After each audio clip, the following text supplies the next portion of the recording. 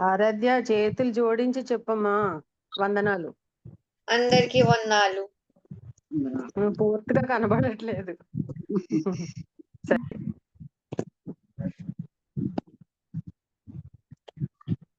యెహోవా నీదు మేలులను ఎలా వర్ణింపగలను?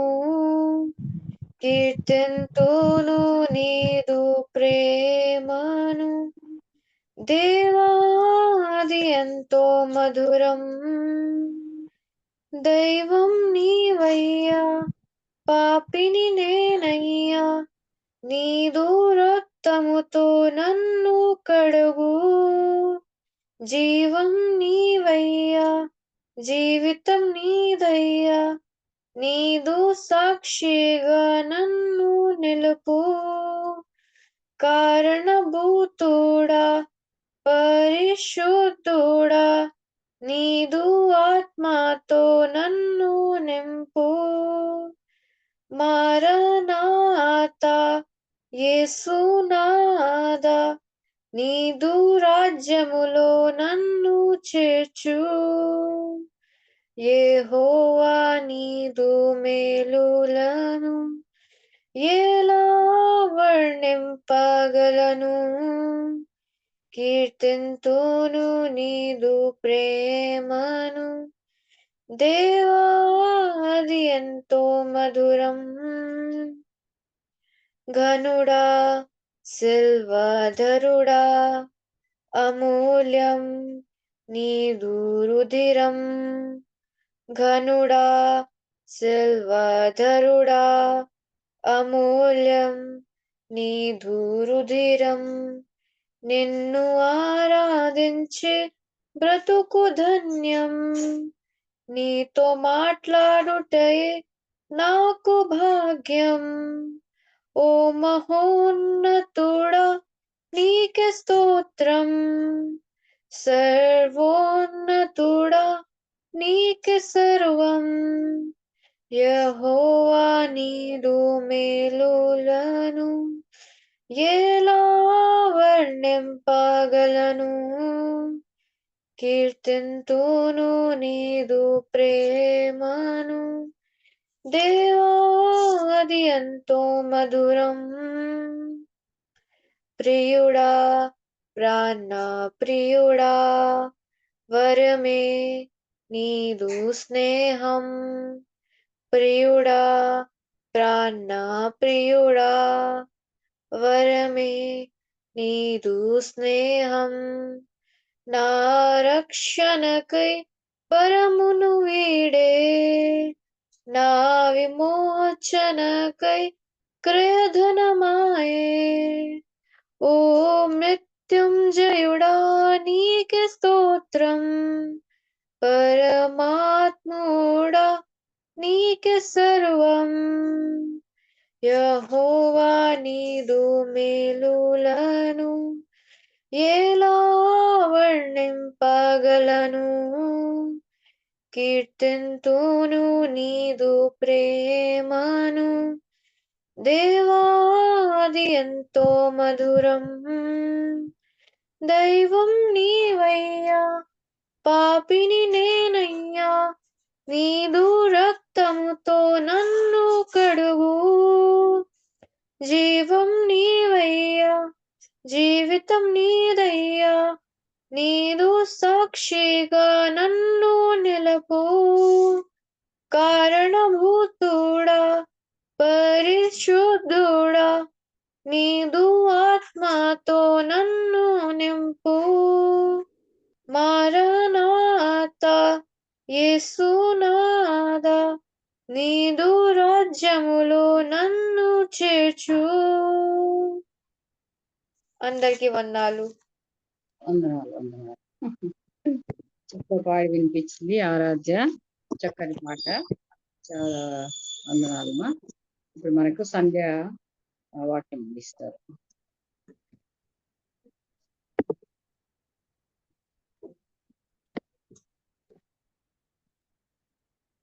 అందరికీ వందనాలండి. వందనాలు.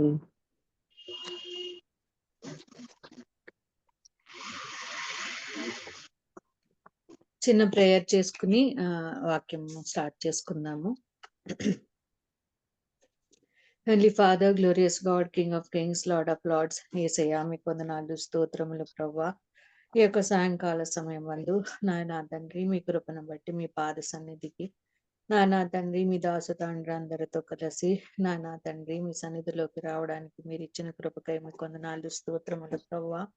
అయా ప్రభువా తండ్రి ఉదయకాలం నుండి ఇప్పటి వరకు జరిగిన నానా విజ్ఞాపన యాచన నానా తండ్రి మరి స్తుతితో కూడిన ప్రార్థనలు మీరు ఆలకించిన వాడా మీకు వందనాలు, స్తోత్రములు, కృతజ్ఞతలు నాయనా తండ్రి. ఈ సాయంకాల సమయాన్ని మీరు ఆశీర్వదించండి, మీరు కృప చూపించండి ప్రవ్వా తండ్రి. రిక్తురాలిని నానా తండ్రి, కనిష్ఠురాలిని నానా తండ్రి, మరి నానా తండ్రి మీ యొక్క బిడ్డల ముందర మీ యొక్క ఊరగా వాడబడడానికి నాయనా తండ్రి మీకు మహిమ కలుగుటకు నాయనా తండ్రి మా అందరికీ నాయనా తండ్రి మరొక దినమున మీ వాక్యం ద్వారా నాయనా తండ్రి బలము చేకూరడానికి సిద్ధపడడానికి నానా తండ్రి మరి ప్రార్థనలోను ఆత్మీయతలోను విశ్వాసములోను ముందుకు వెళ్ళడానికి నాయనా తండ్రి ఆస్కారంగా ఈ సమయాన్ని మీరు ఆశీర్వదించి మాకు దయచేయండి ప్రవ్వా.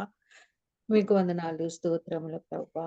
నాయనా తండ్రి మాయనా తండ్రి అలసిన ప్రాణములను నాయనా తండ్రి మరి నాయనా తండ్రి నీ మీద ఆనుకున్న ప్రాణాలని నాయనా తండ్రి నీ వైపు కన్నులెత్తి చూచే నాయనా తండ్రి మనసులను నాయన పై నుండి దృష్టించువాడా మీ కృపను అనుగ్రహించండి, సహాయం చేయండి ప్రభా.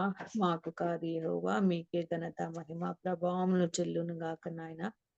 ఈ యొక్క సాయంత్రం సమయమందు నాయన మీ కృపలతో మమ్మల్ని నింపి మా అందరినీ నాయన తండ్రి మీరు నడిపించమని వేడుకుంటూ ఈ ప్రార్థన మీ పాదముల దగ్గర పెడుతూ యేసు పరిశుద్ధ నామములో ప్రార్థించి మీ కిలువనెంత అడిగి వేడుకుంటున్నాం నాయన తండ్రి. ఆమేన్.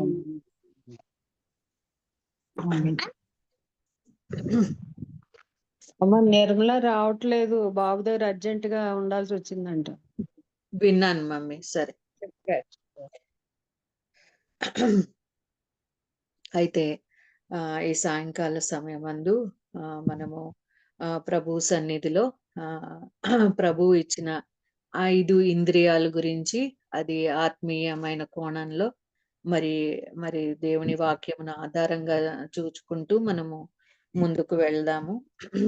అయితే దేవుడు మనకి చూపు, వినికిడి, స్పర్శ, మరి రుచి, వాసన ఈ 5 ఇంద్రియాలని ప్రభువు మనకి ఇచ్చి ఉన్నాడు. అయితే ఈ 5 ఇంద్రియాలకి కావలసిన వాటికి మనకి మెయిన్ గా ఆత్మీయ అవసరత ఉన్నది వీటన్నిటిని వాడడంలో. అయితే ఈ 5 ఇంద్రియాలతో పాటు మనం 6th సెన్స్ అంటాం. మనకి ఎక్కడో మనసులో తట్టింది, మనకి బోధపడ్డది అని అంటాం. అది ఆత్మీయమైన ఇంద్రియం అన్నమాట. అది దేవుని నుండి వచ్చే ఇంద్రియం. అయితే ఈ ఒక్క 6వ ఇంద్రియమైన దేవుడు ఇచ్చే ఆత్మీయ ఇంద్రియాన్ని, ఆత్మ జ్ఞానాన్ని ద్వారానే మనకు ఉన్న ఈ 5 ఇంద్రియాలు కూడా కంట్రోల్ చేయబడతాయి అన్నమాట. అందులో మొట్టమొదటి ఇంద్రియమైన మరి సైట్, మరి చూపు అనే దాని గురించి ఫస్ట్ మనము ధ్యానిద్దాం. కీర్తనలు 66వ అధ్యాయము 5వ వచనం.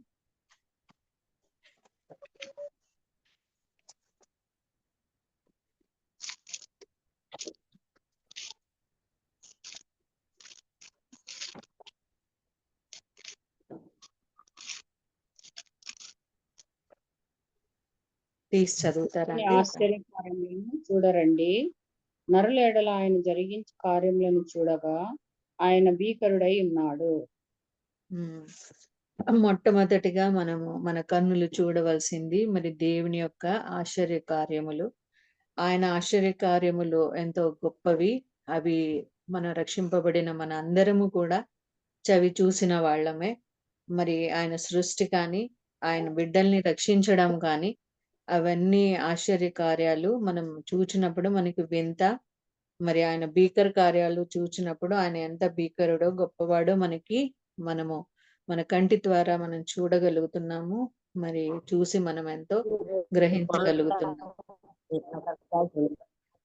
కొని బాగా వచ్చిందమ్మా. సగం వాక్యం వచ్చినాక అన్నమ్మ గారు మ్యూట్ లో పెట్టుకోండి. అయితే దేవుని ఆశ్చర్య కార్యములు మన కన్ను ఎప్పుడు చూస్తూ ఉంటుంది. మరి ఆత్మీయమైన కోణంలో కూడా మనము దేవుని కార్యాలు మనం చూడవలసిన వారిగా ఉంటున్నాం. మత్తయి 6:22-23.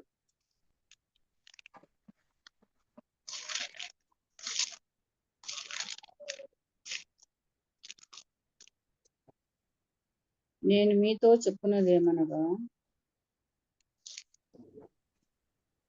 తన సహోదరుని మీద కోపపడి ప్రతివాడు విమర్శకు లోనగను.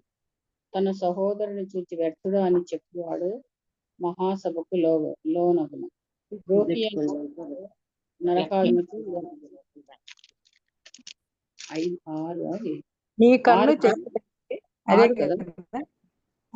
దేహమునకు దీపం కన్నే కనుక నీ కన్ను తేటగా ఉండిన ఎడల నీ దేహమంతయు వెలుగుమయమై ఉండును. నీ కన్ను చెడినదైతే నీ దేహమంతయు చీకటిమయమై ఉండును. నీలోనున్న వెలుగు చీకటి అయి ఉండిన ఎడల అది చీకటి ఎంతో గొప్పది. ఆ చీకటి ఎంతో గొప్పది.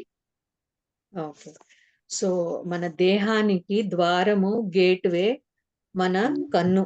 ఆ కన్ను చూచేది, కంటి చూపు.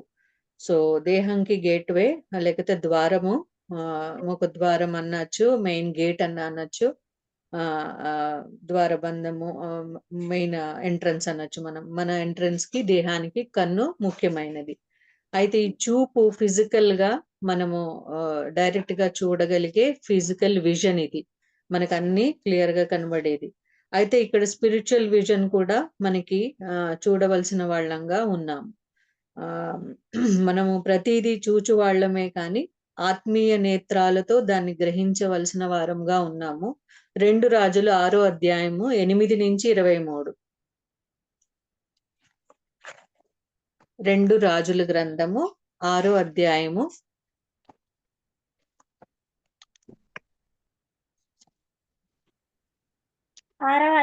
ఎక్కడి నుంచి మా?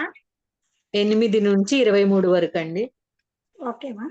సిరియా రాజు ఇశ్రాయేలుతో యుద్ధము చేయవలనని కోరి తన సేవకులతో ఆలోచన చేసి, ఫలాని స్థలమందు మన దండు పేట ఉంచుదమని చెప్పెను. అయితే ఆ దైవజనుడు ఇశ్రాయేల్ రాజునకు వర్తమానం పంపి, ఫలాని స్థలంనకు నీవు పోవద్దు, అచ్చటికి సిరియన్లు వచ్చి దిగి ఉన్నారని తెలియజేశాను. కనుక ఇశ్రాయేల్ రాజు దైవజనుడు తనకు తెలిపి హెచ్చరిక చేసిన స్థలంనకు పంపి సంగతి తెలుసుకుని తన వారిని రక్షించుకొనెను.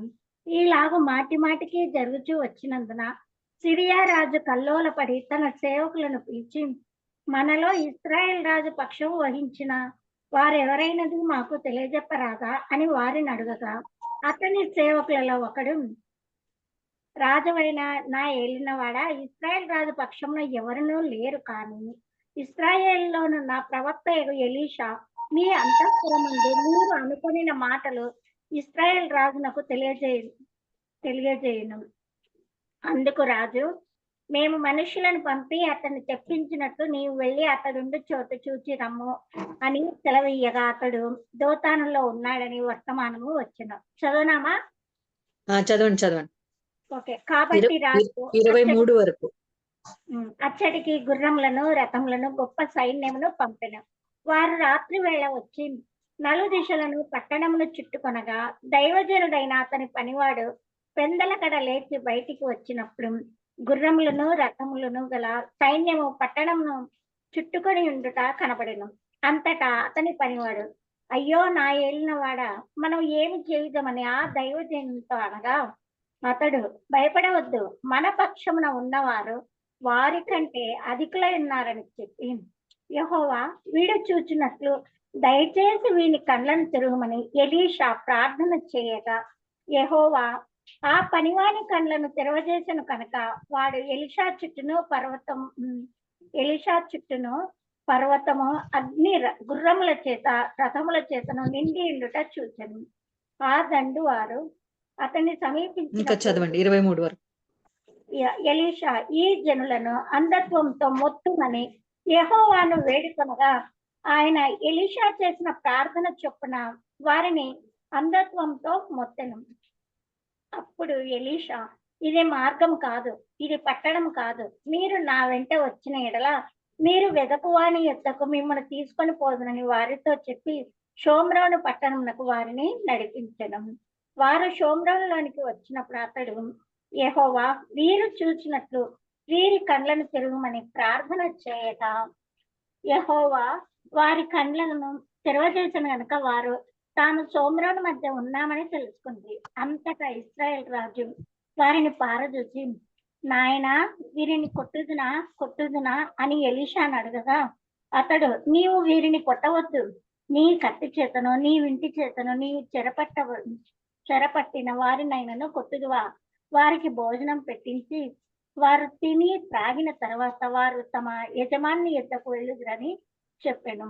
అతడు వారి కొరకు విస్తారమైన భోజన పదార్థములను సిద్ధపరచగా వారు అన్నపానములు పుచ్చుకొని రాజు సెలవు పొంది తమ యజమాని యొద్దకు పోయి అప్పటి నుండి సిరియనుల దండు వారు ఇశ్రాయేల్ దేశంలోనికి వచ్చుట మానిపోయెను.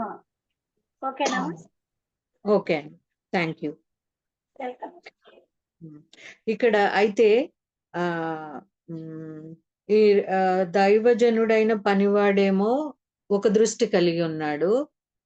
మరి దేవుని దైవజనుడైన మరి ప్రధానమైన వ్యక్తి ఇక్కడ ఎలీషా గారేమో మరి ఇంకొక దృష్టి కలిగి ఉన్నారు. ఈయన ఆత్మీయమైన దృష్టి కన్నవాడు, మరి పనివాడికి అంత స్పిరిచువల్ విజన్ లేదు.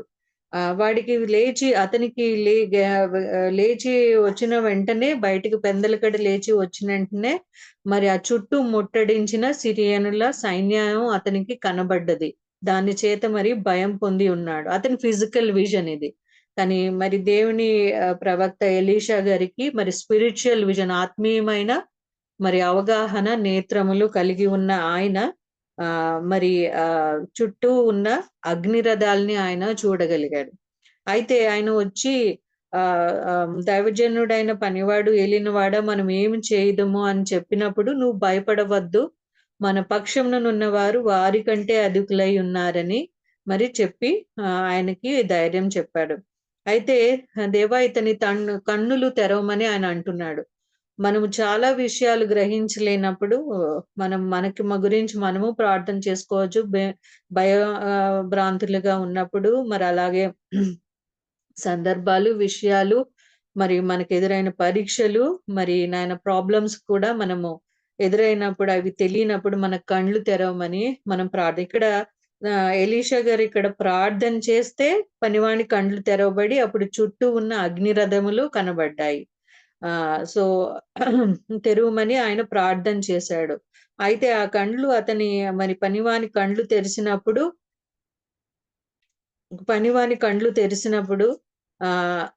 వారు ఎలీషా చుట్టూ ఉన్న అగ్ని పర్వతములు గుర్రముల చేత రథములు నిండిట చూచాను. మరలా వాళ్ళు ఇంకొక చోటికి పంపించబడడానికి, ఇది కాదు మీరు వచ్చిన స్థలం అన్నప్పుడు మరలా కూడా ఎలీషా గారు ప్రార్థన చేశారు. వాళ్ళు అప్పుడు వారు చూస్తున్న వారు దేనికైతే అటాక్ చేయడానికి వచ్చారో వారి చూపు అంధత్వంతో మరి మొత్తబడి ఉన్నది.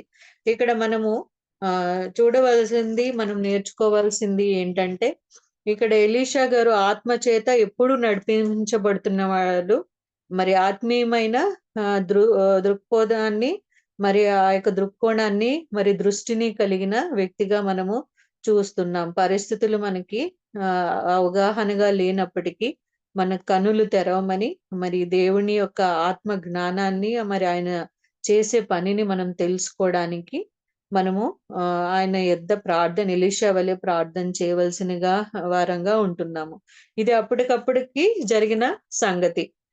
పనివానికి కన్నులు తెరవమని ఆయన అప్పుడే ప్రార్థించారు, అప్పుడే కన్నులు తెరవబడ్డాయి.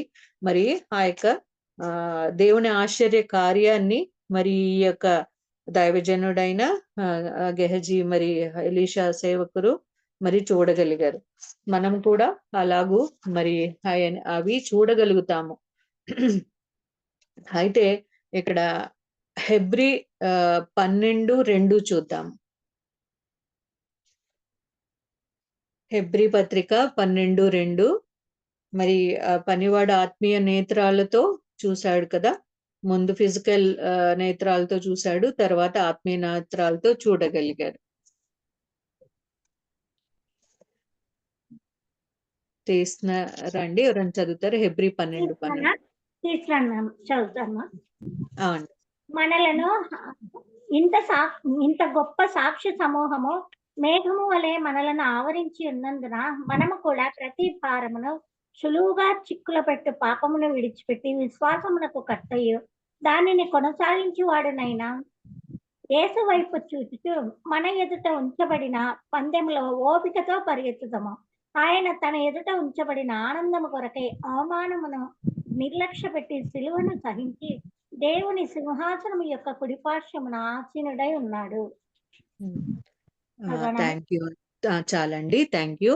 అయితే ఇక్కడ మనము చూడవలసింది ఏంటి? యేసు వైపు చూచుచు ఓపికతో మరి పందెములో పరిగెత్తాలి. మన చాలా మంది క్రైస్తవులలో నేనేంటి పొని ఎప్పుడెప్పుడే వచ్చిన వారేంటి, కొంతమందిని చూసి మన విశ్వాసం సడలిపోతూ ఉంటుందేమో, మరి లేకపోతే కన్ఫ్యూజ్ అవుతామేమో. కానీ యేసు వైపు మాత్రమే చూస్తూ మరి మనం ఓపికతో పందెముతో మన మాదిరి క్రీస్తే.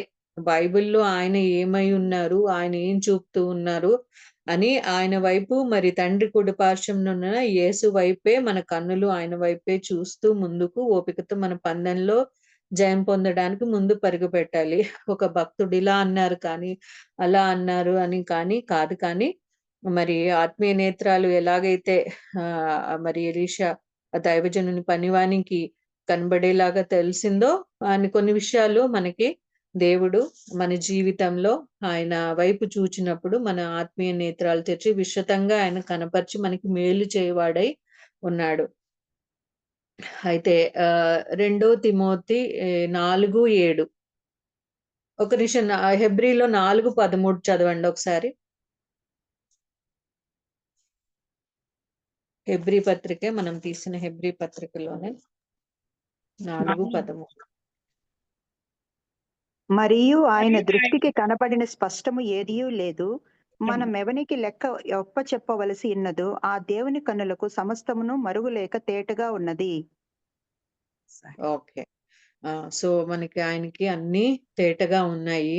మనల్ని చూచే ఆయన మనకి ఏ విధంగా కూడా ఏది దాచి ఉంచడు. కాబట్టి ఆయనకి అన్ని ఏది మరుగై ఉండలేదు. కాబట్టి మనము ఆయన వైపే చూడాలి.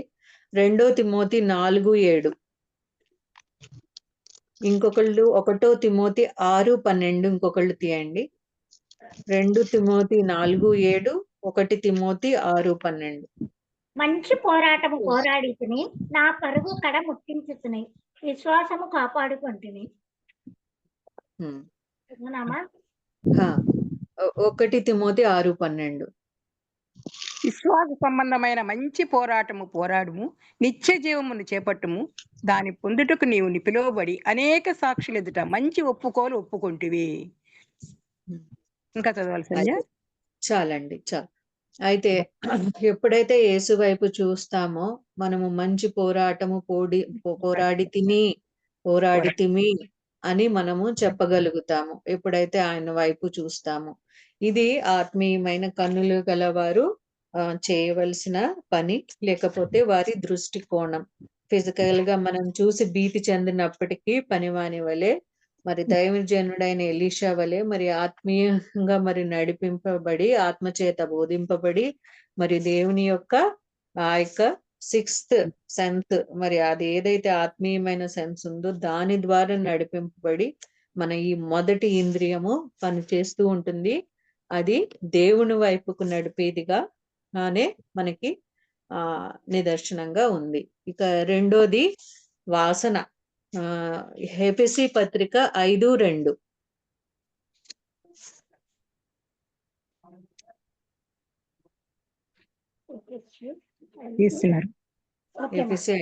క్రీస్తు మిమ్మల్ని ప్రేమించి పరిమళ వాసనగా ఉండుటకు మన కొరకు తన్ను తాను దేవునికి అర్పణంగాను బలిగాను అప్పగించుకొనెను. అలాగనే మీరును ప్రేమ కలిగి నడుచుకొనుడి.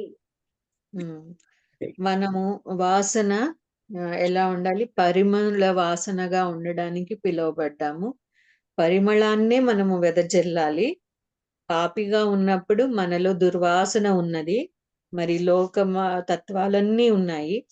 సో పరిమళ వాసనగా ఉండుటకు రెండో ఇంద్రియమైన వాసనలో మరి పరిమళ వాసనాన్ని మనం కలిగిన వారంగా ఉండాలి. దాన్ని వ్యక్తపరచు వారంగా కూడా ఉండాలి. మత్తయి 23:27.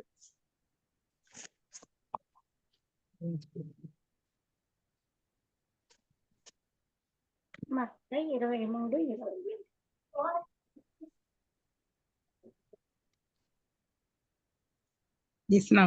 చదువుతున్నావా? 27. తీసినానక్క. 23:27. అయ్యో వేషధారులైన శాస్త్రులారా, పరిచయులారా, మీరు సున్నము కొట్టిన సమాధులను పోలి ఉన్నారు. అవి వెలుపల శృంగారంగాను అగుపడెను కానీ లోపల చచ్చిన వారి ఎముకలతోనూ సమస్త కల్మషంతోనూ నిండి ఉన్నవి. చదవనామా ఆరాధ్య? చదవండి. అలాగే మీరు వెలుపల మనుషులకు నీతిమంతులుగా అగుపడుచున్నారు కానీ లోపల వేషధారణతోనూ అక్రమంతోనూ నిండి ఉన్నారు. అయ్యో వేషధారులైన శాస్త్రులారా, పరిచయులారా, మీరు ప్రవక్తల సమాధులను కట్టించుచు నీతిమంతుల గోరిలను శృంగారించుచు మనము మన పితరుల దినములలో ఉండిన ఎడల ప్రవక్తల మరణ విషయంలో వారితో పాలువారమై ఉండకపోదుమని చెప్పుకొందరు. అందువలననే మీరు ప్రవక్తలను చంపిన వారి కుమారులు ఉన్నారని మీ మీద మీరే సాక్ష్యము చెప్పుకొనుచున్నారు. చదవండి, ఇంకా ముందుకు చదవండి. ఓకే. మీరును మీ పితరుల పరిమాణము పూర్తి చేయుడి. సర్పములారా, సర్ప సంతానమా, నరక శిక్షను మీరెలాగ తప్పించుకుందరు? అందుచేత ఇదిగో నేను మీ యొద్దకు ప్రవక్తలను, జ్ఞానులను, శాస్త్రులను పంపుచున్నాను. మీరు వారిలో కొందరిని చంపి సిలువ వేయుదురు, కొందరిని మీ సమాజ మందిరములలో కొరడాలతో కొట్టి పట్టణము నుండి పట్టణమునకు తరుముదురు. నీతిమంతుడైన హేబేలు రక్తము మొదలుకొని బలిపీఠమునకును దేవాలయమునకును మధ్య మీరు చంపిన బరకీయ కుమారుడగు జకర్యా రక్తం వరకు భూమి మీద చిందింపబడిన నీతిమంతుల రక్తమంతయు మీ మీదికి వచ్చును. ఇవన్నీ ఈ తరం వారికి వచ్చునని మీతో నిశ్చయముగా చెప్పుచున్నాను. చదవనామా? చాలండి, థ్యాంక్ యూ. అయితే 34, 35 వచనాలు చూస్తుంటే మనం ఇప్పుడు ఎదురు చూస్తున్న మనకి ప్రవీణ్ పగడాల్ గారి గురించి మనకి కొంచెం అనిపిస్తూ ఉంది. ఇది అయితే అది మెయిన్ టాపిక్ లో అందులోకి రాను.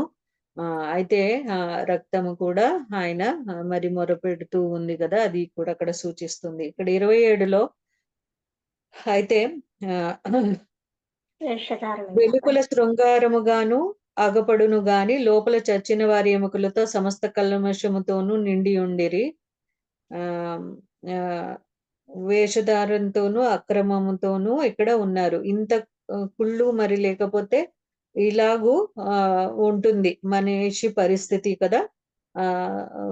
వాళ్ళ సున్నము కొట్టిన పరిస్థితిగా మనకి ఇక్కడ కనబడుతూ ఉంది. మనం పరిమళ వాసనగా ఎలా ఉండాలి, ఎందుకు దుర్వాసన వస్తున్నాము అని అంటే ఇక్కడ మరి సున్నం కొట్టిన వారముగా మరి ఆయన బిడ్డలు ఉంటే అది ఆ దుర్వాసన అనేది ఉంటుంది. సమస్త కల్మషము ఉండడం వల్ల కూడా, లోపల ఉండకూడనివి ఉండడం వల్ల, దేవుని బిడ్డలలో కూడా లోపల ఉండకూడనివి ఉండడం వల్ల కూడా మరి దుర్వాసన అనేది కొడుతూ ఉంటుంది. దాని పరిమళ వాసనగా స్పిరిచువల్ ఫ్రాగ్రెన్స్ గా ఎలా వస్తాము, మరి శరీరాలు ఎలా ఉన్నాయో, ఎలా కనబడుతున్నాయో అని సెల్ఫ్ చెక్ చేసుకోవాలి. మరి స్పిరిచువల్ ఫ్రాగ్రెన్స్ ఉండడం వల్ల మరి ఎంత మరి మెరుగుగా మనము కనబడతాము. దేవుడు పరలోక నుండి మనం దుర్వాసనం వస్తున్నామో మరి సువాసన వెదజల్లుతున్నామో అని ఆయన చూస్తూ ఉంటాడంట. దేవుని ప్రేమ కనబరిచినప్పుడు మనము అది సువాసనగా మరి అది మనలో నుంచి కనబడుతుంది, సువాసన వెదజల్లుతుంది, మంచి ఫ్రాగ్రెన్స్ బయటికి అది తెలుస్తుంది. అది దేవుడు ఎప్పుడైతే ఆయన తత్వాన్ని మరి ఆయన ప్రేమను కనబరుస్తామో మరి సున్నం కొట్టిన వారి వల్లే కాకుండా అది దేవుడు ఒక బలిగా అంగీకరించి ఆయన ఆనందిస్తాడు. ఈ పరిమళ సువాసన మనం ఇతరులకు చూపించినప్పుడు మరి ఉన్నప్పుడు ఆయనకి అది ఒక వాసన, ఒక ధూపముగా ఆ పరిమళ వాసన దేవునికి అంగీకార యోగ్యంగా ఉంటుంది. దాన్ని బట్టి ఆయన సంతోషించువాడుగా మనము చూస్తున్నాం. 2 కొరింథీ 2వ అధ్యాయం 15వ వచనం.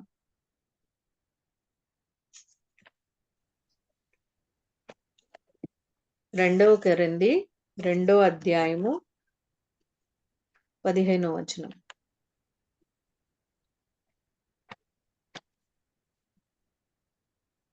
2:15. అవునండి. రక్షింపబడి వారి పట్లను నశించు వారి పట్లను మేము దేవునికి క్రీస్తు సువాసన అయి ఉన్నాము. నశించు వారికి మరణార్థమైన మరణపు వాసనగాను, రక్షింపబడి వారికి జీవార్థమైన జీవపు వాసనగాను ఉన్నాము. చదవనామా? చదవండి. కావున ఇట్టి సంగతులకు చాలిన వాడేవాడు మేము దేవుని వాక్యమును కలిపి చెరిపెడు అనేకుల వల్ల ఉండక నిష్కాపట్యము గల వారమును దేవుని వలన నియమింపబడిన వారమున ఎండి క్రీస్తునందు దేవుని ఎదుట బోధించుచున్నాము. ఇక్కడ రక్షించబడు వారి పట్ల ఏ సువాసన అండి? క్రీస్తు సువాసన అయి ఉన్నాము. రక్షించబడు వారి పట్ల, నశించు వారి పట్లను దేవునికి క్రీస్తు సువాసన అయి ఉన్నాము. నశించు వారి పట్ల మనము జీవార్థమైన జీవపు వాసనగాను, నశించు వారి పట్ల ఏముంది? నశించు వారికి మరణార్థమైన మరణపు వాసనగాను, రక్షింపబడే వారికి జీవార్థమైన జీవపు వాసనగాను ఇక్కడ మనము కనబడుతూ ఉన్నాము.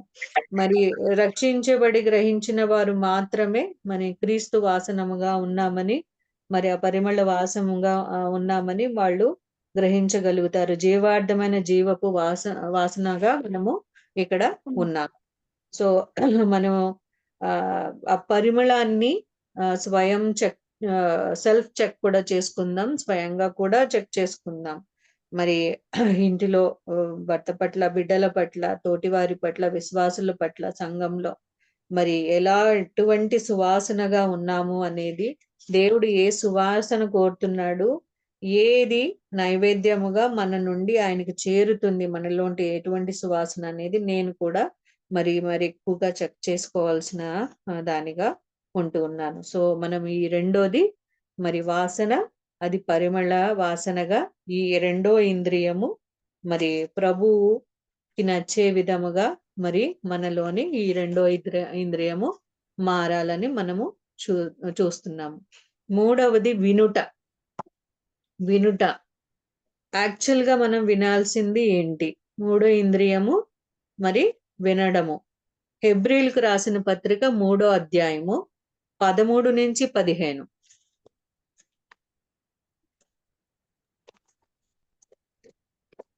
నేడు మీరు ఆయన శబ్దమును వినిన ఎడల కోపము పుట్టించినప్పటి వలె మీ హృదయములను కఠినపరచుకొనకుడని ఆయన చెప్పెను. కనుక పాపము వలన కలుగు భ్రమ చేత మీలో ఎవడును కఠినపరచబడకుండునట్లు నేడు అనబడు సమయం ఉండగానే ప్రతి దినమును ఒకరినొకడు బుద్ధి చెప్పుకొనుడి. ఏలైనగా మొదటి నుండి మనకున్న దృఢ విశ్వాసము అంతం మట్టుకు గట్టిగా చేపట్టిన ఎడలని క్రీస్తులో పాలివారమై ఉంటాం. విని కోపం పుట్టించిన వారు మోషే చేత నడిపింపబడి ఐగుప్తులో నుండి బయలుదేరి వచ్చిన వారందరే కదా. ఎవరి మీద 40 ఏళ్ళు ఆయన కోపించును. చదవనామా? చదవండి. పాపము చేసిన వారి మీదనే కదా వారి శవములు అరణ్యంలో రాలిపోయాను. తన విశ్రాంతిలో ప్రవేశింపరని ఎవరిని గూర్చి ప్రమాణం చేసెనో అవిధేయులైన వారిని గూర్చియే కదా. కాగా అవిశ్వాసము చేతనే వారు ప్రవేశింపలేకపోయారని గ్రహించుచున్నాము. ఇక్కడ మెయిన్ గా మన వచనం వచ్చేసి ఇక్కడ మనము 13 దగ్గర చూస్తున్నాం కదా. మీరు ఆయన శబ్దం వినినెడల కోపం పుట్టించినప్పటి వల్లే మీ హృదయాన్ని కఠినపరచుకొనకుడి అని ఉంది ఇక్కడ. సో మనము ఆయన శబ్దాన్ని విని వెంటనే మరి గ్రహించగలగాలి. ఆ లోపల నుంచి ఆయన శబ్దం చెప్తుంది, వాక్యం ద్వారా ఆయన స్వరం వినబడుతుంది.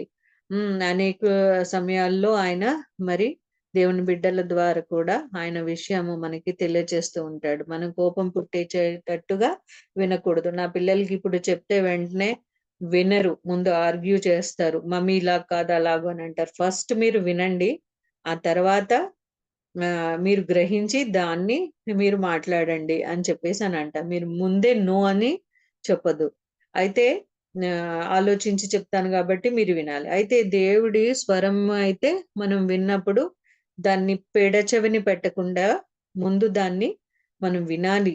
ఆయన చెప్పేది వినాలి. ఆయన సరైందే మనకి చెప్తూ ఉంటారు. సో ఇక్కడ మనం కింద చూసినప్పుడు వాళ్ళు ఇశ్రాయేలీయులు వాళ్ళు ఏం చేశారంట, మరి ఇక్కడ అనేక ప్రశ్నలు ఇక్కడ నెక్స్ట్ ఫాలోయింగ్ వచనాల్లో సిస్టర్ చదివారు కదా 19 వరకు. ఇందులో చదివినలో మరి మనం విన్నప్పుడు వినకపోవడం వల్ల విసుగు పుట్టించారు వాళ్ళు, మరి శిక్షకు లోనయ్యారు. మోషే చేత నడిపింపబడి ఐగుప్తులో బయలుదేరినప్పటికీ కూడా వీరందరే మాట వినక రాలిపోయారు. వీళ్ళు మాట వినకపోవడం వల్ల వాళ్ళు రాలిపోయారు. అద్భుతములు కంటితో చూసినప్పటికీ మరలా ఆయన అది కాదు నాన్న అని చెప్పినప్పటికీ కూడా వాళ్ళు విని మరి వాళ్ళ ప్రవర్తనని చక్కపరుచుకోలేదు. కానీ ఆ విశ్వాస విడిపింపబడిన జనాంగం అంతా మరి మధ్యలోనే రాలిపోయి ఉన్నట్టుగా మనము ఉన్నాము. కాబట్టి ఆయన చెప్పింది వినాలి. మరి ఆదాము హవ్వలు కూడా మరి ఆయన చెప్పింది విని ఆ విధిగానే ఆజ్ఞనే పాటించాలి కదా. మనం కూడా అనేక విషయాలు మన దినం మొదలైనప్పుడు మొదట ఆయన స్వరాన్ని ఆయన ఏం చేయదలుచుకున్నాడు అనేది మన ఆత్మీయ వినికిడి మాత్రం చాలా జాగ్రత్తగా మనం ముందుకు వెళ్ళాలి. 4 కిందనే 4 రెండో వచనం. వారికి ప్రకటింపబడినట్లు మనకును సువార్త ప్రకటింపబడిన, కానీ వారు వినిన వారితో విశ్వాసం గలవారై కలిసి ఉండలేదు కనుక విన్న వాక్యము వారికి నిష్ప్రయోజనమైనదాయను. కాగా జరుగుతున్నది వేయబడినప్పుడే ఆయన కార్యములన్నీ సంపూర్తి అయి ఉన్నను. ఈ విశ్రాంతిని గురించి నేను కోపంతో ప్రమాణం చేసినట్టు వారు నా విశ్రాంతిలో ప్రవేశింపరు అని ఆయన చెప్పిన మాట అనుసరించి విశ్వాసులమైన మనము ఆ విశ్రాంతిలో ప్రవేశించుతున్నాము. మరియు చాలు ఇక్కడ ఏంటంటే విననవా ఇక్కడ ఏముంది రెండవ వచనంలో, వారికి ప్రకటింపబడినట్లు మనకును సువార్త ప్రకటింపబడెను గాని వారు వినిన వారితో విశ్వాసం కలిగి ఉండలేదు. అక్కడ కొంచెమే మంది విని మోషే మరి యెహోషువ కాలేబు కొంతమంది మాత్రమే విశ్వసించిన వాళ్ళు ఉన్నారు. వినిన వారితో వాళ్ళు విశ్వాసం కలిగి ఉండలేదు కాబట్టి వాళ్ళు వాక్యము వాళ్ళల్లో పనిచేయలేదు. అది నిష్ప్రయోజనం అయిపోయింది. విత్తబడిన వాక్యం నిష్ప్రయోజనం అయిపోయింది. మరి విని దాన్ని అంగీకరించి గ్రహించినప్పుడే అది ప్రయోజనకరం అవుతుంది. కాబట్టి ఆ నిష్ప్రయోజనకంగా వాళ్ళు చేసేసుకున్నారు. వాళ్ళది కూడా జీవితము మరి వాగ్దాన దేశంలోనికి వెళ్ళలేదు. వినడం వల్ల ఆయన ప్రభువు మాట మనం వినడం వల్ల వెంబడించడం వల్ల మనము స్వతంత్రించుకుంటాము వాగ్దానాన్ని, వాగ్దానపు దేశాన్ని, పరలోకాన్ని. వినకపోతే మనము నష్టపోతామని ఇక్కడ మనము చూస్తున్నాము. స్వరము ఈ విని ఎడల మీ హృదయమును కఠినపరచుకొనకండి అని పైన మనం చదివాము కదా 3వ అధ్యాయం 13వ వచనంలో. మీరు ఆయన శబ్దం వినడలో కోపం పుట్టించేటట్లు వినకుండా ఉండకుండా విని మీరు హృదయాన్ని కఠినపరచుకోకండి. అయితే వినే ఆత్మ మనకి ఇచ్చినప్పుడు ఆ ఆత్మ గ్రహింప చేసినప్పుడు మనము వినాలి, ప్రభువు మాట వినాలి. ఇర్మియా 6:10.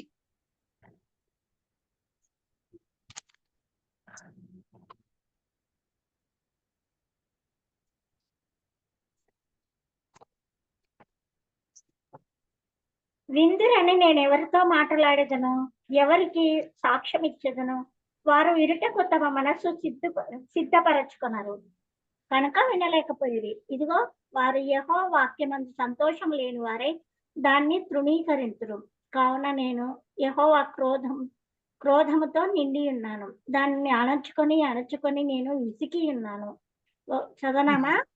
చాలండి, అక్కడి వరకు చాలది.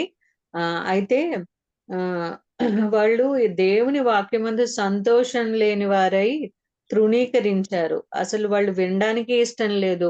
ఇంకా ఎలాగూ ఆ వాక్యమందు సంతోషిస్తారు? వాళ్ళకి ఇంకా వేరే విషయాలే వాళ్ళకి ఇష్టమై ఉంది, తృణీకరించారు. కాబట్టి వాళ్ళు దేవుడు చెప్పి చెప్పి ఆయన క్రోధంతో నిండి ఉన్నాడు, కానీ చాలా సార్లు ఆయన అంచుకుని మరి విసిగి ఉన్నా కానీ పాపం ఆయన అంచుకుని ఉంటాడు, మనల్ని ఇంకా మాడుతామేమో అని చెప్పేసి ఆయన చూస్తూ ఉంటారు ఇక్కడ. దేవుడు యెషయాలో అనుకుంటా స్టార్టింగ్ లో, ఆకాశమా ఆలకించుమా ఓ భూమి చెవి యొగ్గమా, ఏమని చెప్పేది నా బాధను, ఏమని వివరింతు నా బాధను ఆయన అది ఉంటుంది, ఒక పాట కూడా ఉంటుంది.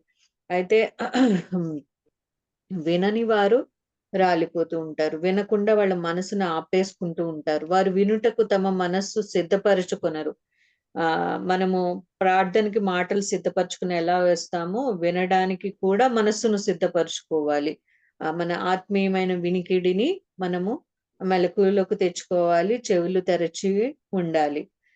యెహోవా వాక్యమందు వాళ్ళు సంతోషం లేని వారై ఉన్నారు. వాక్యము చదవలేదు అని అంటే, వాక్యము మనము సంతోషం లేదు అందులో, లేకపోతే కాన్సన్ట్రేట్ లేదు ఆ రోజు చదవట్లేదు అని అంటే, మరి మనము ఆయన యందు సంతోషం పెట్టక వేరే విషయాల్లో సంతోషిస్తున్నామని అక్కడ అర్థం. ఇక్కడ అదే 6వ అధ్యాయంలో 16వ వచనం చదవండి. ఇర్మియా 6:16. 6:16. యెహోవా ఈలాగు సెలవిచ్చుచున్నాడు, మార్గములలో నిలిచి చూడుడి, పురాతన మార్గములను గుర్చి విచారించుడి, మేలు కలుగు మార్గం ఏది అని అడిగి అందులో నడుచుకునుడి, అప్పుడు మీకు నెమ్మది కలుగును. అయితే వారు మేము అందులో నడుచుకున్నామని చెప్పుచున్నారు. చదవండి. మిమ్మల్ని కాపు కాయటకు నేను కావలి వారిని ఉంచి ఉన్నాను, ఆలకించుడి, వారు చేయి బూరధ్వని వినబడుచున్నది. అయితే మేము వినమని వారు అనుచున్నారు. అన్యజనులారా వినుడి, సంఘమా వారికి జరిగిన దాన్ని తెలుసుకొనుము, భూలోకమా వినుము. ఈ జనులు నా మాటలు వినకున్నారు, నా ధర్మశాస్త్రమును విసర్జించుచున్నారు కనుక తమ ఆలోచనలకు ఫలితమైన కీడు నేను వారి మీదకి రప్పించుచున్నాను. చాలండి. అయితే ఇక్కడ ఆయన బాధ చూడండి ఎంత ఉందో. వినండి వినండి వినండి అనే అంటున్నాడు ఆయన. నా జనులు వినండి అంటున్నాడు. అయితే మేము వినమని వారు అంటున్నారు. అన్ని జనులు వినండి అంటున్నాడు. అయితే దేవుడు ఇక్కడ ఏంటంటే, మిమ్మల్ని కాపు కాయుటకు కావలి వారిని ఉంచుచును, వినని వారికి వాళ్ళు మరి పూర్తిగా శత్రువు విషయంలో పడిపోకుండా, మరి వారు పడిపోకుండా వాళ్ళని కాపు కాసే వారిని కూడా ఇక్కడ పెడుతున్నాడు. వినుమనే అంటున్నాడు, అన్ని జనులు వినమంటున్నాడు, భూలోకమా వినుము అంటున్నాడు. ఈ జనులు నా మాట వినకున్నారు అని అంటున్నాడు. మనము ఎంతో ప్రార్థన చేస్తున్నాం కదా, వారికి ఆత్మీయమైన వినికిడి ఉండాలని, అన్ని జనులు వినాలని మరి కూడా మనము ఇక్కడ మనం చూస్తూ ఉన్నాము. ప్రార్థన చేద్దాం ఈ విషయమును కూడా. వాళ్ళ ఫలితాలకు వాళ్ళు కీడే తెచ్చుకుంటున్నారు. కాబట్టి మనము వినాలి, ఇతరులు కూడా వినాలి. వాళ్ళ ఎలాగూ గెహజీ కన్నులు తెరవబడ్డాయో, వీళ్ళ కన్నులు కూడా, చెవులు కూడా వినికిడికి వినబడాలని, తెరవబడాలని కూడా ప్రార్థన చేద్దాము.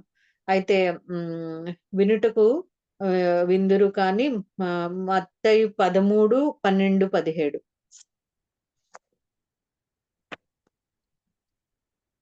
మత్తయి 13వ అధ్యాయము తీస్తున్నామా? 13, 12, 12 నుంచి 17 వరకు. కలిగిన వానికి అదే కదమ్మా. కలిగిన వానికి తీయబడును, వానికి సమృద్ధి కలుగును, లేని వానికి కలిగినది వాని ఎత్త నుండి తీసివేయబడును. మరియు వారు చూచుచుండియు చూడరు, వినుచుండియు వినకయు గ్రహింపకయు ఉన్నారు. ఇందు నిమిత్తము నేను ఉపమాన రీతిగా వారికి బోధించుచున్నాను. ఈ ప్రజలు కన్నులారా చూచి, చెవులారా విని, హృదయంతో గ్రహించి, మనస్సు త్రిప్పుకొని నా వలన స్వస్థత పొందకుండానట్లు వారి హృదయము క్రొవ్వినది, వారి చెవులు వినుటకు మందములైనవి, వారు తమ కన్నులు మూసుకొని ఉన్నారు కనుక మీరు వినుట మట్టుకు విందురు కానీ గ్రహింపనే గ్రహింపరు, చూచుట మట్టుకు చూతురు కానీ ఎంత మాత్రమును తెలుసుకున్నారు అని యెషయా చెప్పిన ప్రవచనము వీరి విషయమై నెరవేరుచున్నది. అయితే మీ కన్నులు చూచుచున్నవి గనక అవి ధన్యములైనవి, మీ చెవులు వినుచున్నవి గనక అవి ధన్యములైనవి. అనేక ప్రవక్తలను నీతిమంతులను మీరు చూచి వాటిని చూడగోరియు చూడకపోయిరి, మీరు విను వాటిని వినగోరియు వినకపోయిరని మీతో నిశ్చయముగా చెప్పుచున్నాను. ఇక్కడ క్లియర్ గా వాళ్ళు వినరు చూడరు అనంది. చూచిన కన్నులు వినిన చెవులు కూడా మరి ధన్యములు అయి ఉన్నాయి. ఎంతో మంది ఇది చూడాలనుకున్నారు, వినాలనుకున్నారు, ప్రభు గురించి తెలుసుకోవాలనుకున్నారు, కానీ అది వాళ్ళు గ్రహించలేకపోయారు. గ్రహించి మనసు త్రిప్పుకొని వారు స్వస్థత వాళ్ళు పొందకుండాన్నట్లు వాళ్ళ హృదయమే క్రొవ్విపోయిందంట. చెవులు మందముగా అయిపోయినాయి, కన్నులు మూసుకుని పోయి ఉన్నాయి. వినుటకు వింటారు కానీ గ్రహించరు. అయితే వేరొకరి గురించి మనము అనుకునవద్దు, కానీ ప్రతిరోజు మనము వింటున్నామా, గ్రహిస్తున్నామా, మనం అనుసరిస్తున్నామా, వెంబడిస్తున్నామా అనేది మనము ఎంతగానో మరి కనిపెట్టుకుని మనల గురించి మనము నిఘా వేసుకోవాల్సిన వారముగానే ఉన్నాము. మరి విన్న కన్నులు విన్న చెవులు చూసిన కన్నులు ఇక్కడ ధన్యములయ్యి మనం చూస్తున్నాం. గ్రహించడం అనే మాట ఇక్కడ మనము 15వ వచనం దగ్గర చూస్తున్నాం. గ్రహించడానికి ఒక మన అద్భుతమైన ఎగ్జాంపుల్ రాహాబు గురించి చూద్దాం. ఇక్కడ యెహోషువ 2వ అధ్యాయం 9 నుంచి 11.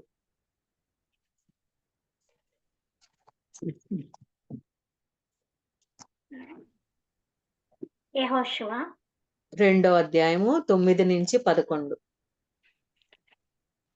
చదవాలవే. యెహోవా ఈ దేశమని మీకు ఇచ్చుచున్నాడనియు. కుమారి తీసినావా, చదువుతున్నావా? చదువుతున్నాను. 2వ అధ్యాయము 9 నుంచి. ఆమె వారున్న మిద్దె మీదకి ఎక్కి వారితో ఇట్లా నేను, యెహోవా ఈ దేశమును మీకు ఇచ్చుచున్నాడనియు, మీ వలన మాకు భయం పుట్టుననియు, మీ భయం వలన ఈ దేశ నివాసులందరికీ ధైర్యం చెడుననియు నేను ఎరుగుదును. మీరు ఐగుప్తు దేశంలో నుండి వచ్చినప్పుడు మీ ఎదుట యెహోవా ఎర్ర సముద్రపు నీరుని ఎలాగో ఆరిపోజేసనో, యోర్దాను తీరంలో ఉన్న అమోరీయుల 2 రాజులైన సీహోనుకును ఓగుకును మీరేమి చేసిత్రో అనగా మీరు వారిని ఎలాగో నిర్మూలం చేసిత్రో ఆ సంగతి మేము వింటిమి. మేము వినినప్పుడు మా గుండెలు కరిగిపోయాను. మీ దేవుడైన యెహోవా పైన ఆకాశమందును క్రింద భూమి ఎందును దేవుడే. మీ ఎదుట ఎట్టి మనుషులకైనను ధైర్యం ఏమాత్రము ఉండదు. నేను మీకు ఉపకారం చేసి కనుక మీరును నా తండ్రి ఇంటికి ఉపకారం చేసి నాకు నిజమైన ఆనవాళ్ళని ఇచ్చి, చదవనామా? చదవండి, కంప్లీట్ చేయండి ఆ వచనం. నా తండ్రియు నా తల్లియు నా అన్నదమ్ములను నా అక్క చెల్లెండును వారికి కలిగిన వారందరూ చావకుండా బ్రతకనిచ్చి రక్షించినట్లుగా దయచేసి యెహోవా తోడని ప్రమాణము చేయుదనెను. ఇక్కడ చాలండి, థ్యాంక్ యూ. అయితే ఇక్కడ మనం క్లాసికల్ ఎగ్జాంపుల్ గా రాహాబు గారిని మనము చూస్తున్నాం. ఆమె గ్రహించి ఈ దేశం మీకు ఇచ్చుచున్నారని, తర్వాత మీ వలన మాకు భయం పుట్టిందని, మీ భయం వలన దేశ నివాసులందరికీ ధైర్యం చెడును. ఆయన బిడ్డల పట్ల ఆయన చేసిన కార్యమును బట్టి ఇక్కడ వీళ్ళందరూ అక్కడ అరణ్యంలో వాళ్ళు రాలిపోయారు. విని గ్రహించలేదు, కానీ దూరంగా వీళ్ళు విన్న వాళ్ళల్లో మెయిన్ గా ఈ స్త్రీ రాహాబు గ్రహించింది. ఆవిడ ఎంత చక్కని విషయము చూడండి. ధైర్యము చెడును అని నేను ఎరుగుదును. దేశంలో నుండి వచ్చినప్పుడు ఐగుప్తు దేశంలో నుండి యెహోవా ఎర్ర సముద్రపు నీరుని ఎలాగో ఆరిపోచేసాను. రాజులైన సిహోనుకును ఓగుకును మీరేమి చేసితిరో అని, ఎలాగూ నిర్మూలన చేసితిరో మేము వింటిమి అని ఉంది. ఈమె విన్నదాన్ని అడ్డుకొనలేదు, కానీ గ్రహించింది. ఆ చెవుల నుండి వెళ్ళింది, ఆశ్చర్యకార్యములు విన్నది, అది గ్రహించింది, మనసుకు ఆనుకోనిచ్చింది. మరి అంతగా ఆయన విడిపించిన ఆ దేవుడు ఈమెను రక్షించగలడు అనే విశ్వాసము ఆమె ఉంచింది. ఈ ఎగ్జాంపుల్ అయితే వీళ్ళందరూ కూడా ఇక్కడ వాళ్ళు కూడా వేగు చూడడానికి ఇక్కడికి వెళ్ళినప్పుడు ఆమె ఏ స్థలంలో ఉందో మరి అక్కడ వాళ్ళు విని గ్రహించారు, భయపడ్డారు. వాళ్ళు ఒక వార్త తెలిసినప్పుడు పరిశుద్ధాత్మ వినికిడికి వాళ్ళు లోపడ్డారు. ఆమె లోబడింది. పరిశుద్ధాత్మ వినికిడి శక్తి ద్వారా మనం వినగలిగితే మనము ప్రభువును గ్రహించగలుగుతాము, ఆయన్ని ఆనుకోగలుగుతాము. ఇక్కడ మనము ఎంతో చక్కగా మరి ఆమె మీ దేవుడైన యెహోవా పైన ఆకాశమందును క్రింద భూమి అందును దేవుడే. దేవుడే. ఇదే రుజువు కావాలి మన దేశంలో కూడా. ఈయన మాత్రమే దేవుడు అనేది రుజువు కావాలి. అప్పట్లో ఏలియా గారి ద్వారా వాళ్ళ దేవతలు బయలు దేవతలు ఇవన్నీ కూడా నిజమైనవి కావు అని, మరి ఈయనే నిజమైన దేవుడే అన్యుల మరి ఇశ్రాయేలీయులకు కన్నులు తెరవబడినట్లు తెలియజేసినట్లు దేవుడు మన మధ్య అద్భుత కార్యమును మరి దేవుడు మరి ఎలాగూ చేస్తారో ఎలాగూ వీళ్ళు వినికిడికి తెస్తారో తెలియదు కానీ మరి ఎలాగైతే ఈమె గ్రహించిందో మరి వీళ్ళు కూడా గ్రహించగలిగినట్లు మనము ప్రార్థన చేస్తున్నాము, ప్రార్థన చేయాలి. సో ఈ వినికిడి ద్వారా మరి పరిశుద్ధాత్మ వినికిడి శక్తి ద్వారా వినగలిగితే ఈ గొప్ప మార్పు గ్రహించగలిగితే మన జీవితంలో రాహాబునకు కలిగిన రీతిగా మేలు కలుగుతుంది. ఈతో 3వ సెన్స్ ఇది, 3వ ఇంద్రియాన్ని మనము ఇప్పుడు చూసాము. 4వదిగా నాలుకతో మరి టేస్ట్ రుచిని గురించి మనం చూద్దాం. ప్రసంగి 3:13.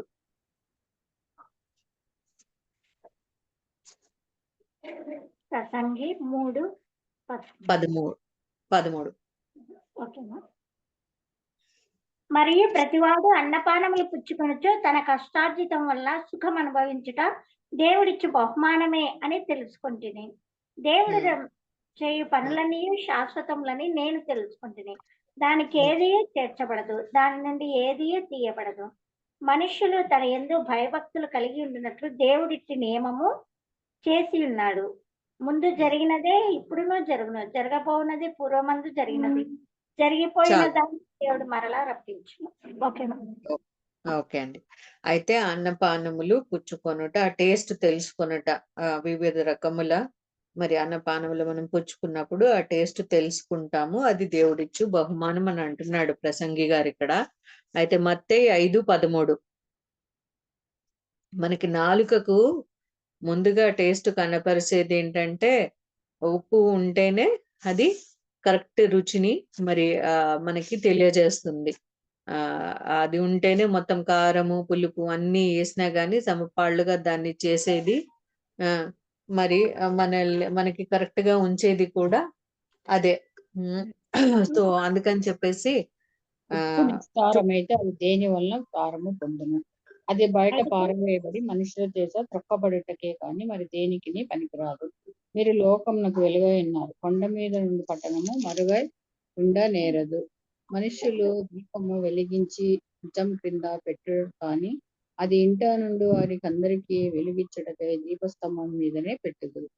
మనుషులు మీ సత్క్రియలను చూచి పరలోకమందున్న మీ తండ్రి మహిమపరచునట్లు వారి ఎదుట మీ వెలుగు ప్రకాశింపనీయుడి.